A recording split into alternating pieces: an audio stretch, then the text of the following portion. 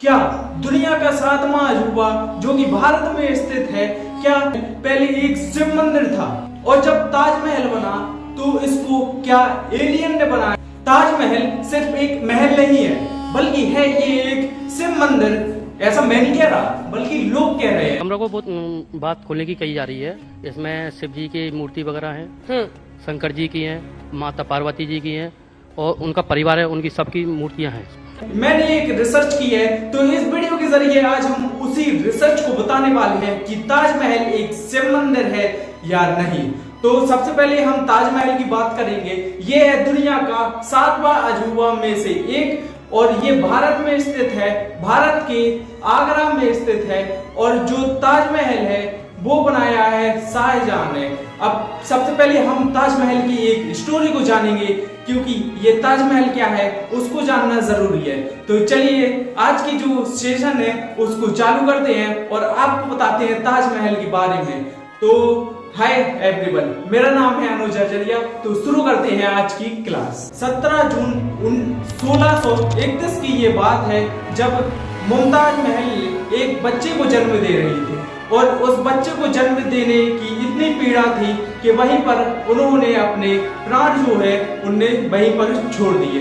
तो उनकी याद के लिए शाहजहां ने फैसला किया कि इनकी याद में जो है ताजमहल का निर्माण किया जाएगा और 17 जून 1632 ईस्वी में इसका निर्माण चालू हुआ और इसको बनने में 22 साल का टाइम लगा। लेकिन इसका बनने का तरीका कुछ अलग है।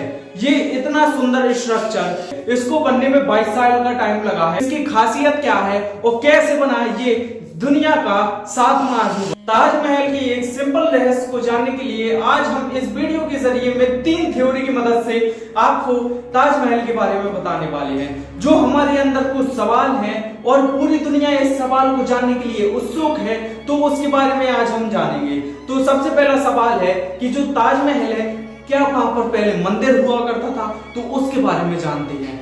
एक लेखक है जिसका नाम है P.N. ओक ने अपनी एक किताब के अंदर लिखा है कि जहां पर ताजमहल आज खड़ा हुआ है वहां पर पहले शिव मंदिर हुआ करता था। उन्होंने इस किताब के जरिए बताया है कि और उन्होंने अपनी इंडिया की गवर्नमेंट पर केस भी फाइल किए हैं कि जो ताजमहल जहां पर खड़ा है वहां पर पहले शिव मंदिर हुआ करता था। आज कई सारी FIR हुई है लेकिन फिर भी ताजमहल का जो रहस्य है वो रहस्य ही बना है और जो उन्होंने इल्जाम लगाए थे वो कोर्ट में साबित नहीं कर पाए, इसलिए उनकी जो दलील है उसको खारिज कर दिया गया। तो और उन्होंने बताया है कि जो ताजमहल है उनके अंदर 22 ऐसे कमरे हैं जिनमें रहस्य के लिए अभी कुछ भी पता नहीं चला है और उनको खोलना भी अभी बाकी है। और किसी रिपोर्ट में वो बताया है कि जो वो कमरे बने हुए हैं वो ताजमहल का स्ट्रक्चर का हिस्सा है जिसके ऊपर ताजमहल खड़ा हुआ है। और दूसरी थ्योरी ये है कि जो ताजमहल है वो मजदूरों ने नहीं बल्कि एलियन ने बनाया है। काफी सारे ऐसे पर्यटक हैं जो कि आगरा में घूमने के लिए आते हैं, उनसे पता चला है कि 17वीं शताब्दी में जो टूरिस्ट आगरा में आए हैं उन्होंने ताजमहल को अपनी आंखों से बनते हुए देखा है और इस ताजमहल को बनाने के लिए 20,000 लोग इसको लगातार काम कर रहे थे और तब जाकर 22 साल में यह खड़ा हो पाया है। तो ये दावा भी गलत हो जाता है कि एलियन ने ताजमहल को बनाया है। वो इस पर भरोसा ना करें कि एलियन ने ताजमहल को बनाया है। अब हम तीसरी थ्योरी को समझेंगे। तो तीसरी थ्योरी यह है कि शाहजहां ने ताजमहल को पूरा होने के बाद क्या जो मजदूर के हाथ हैं वो क्या कटवा दिए थे? नहीं, ये दावा भी गलत है क्योंकि ऐसा कोई प्रमाण नहीं है कि राजा ने अपने जो कर्मचारी हैं जिसने ताजमहल बनाने में उनका उपयोग लिया है, जिस कर्मचारी का उपयोग लिया है उनके हाथ कटवाना किसी भी किताब में नहीं लिखा है।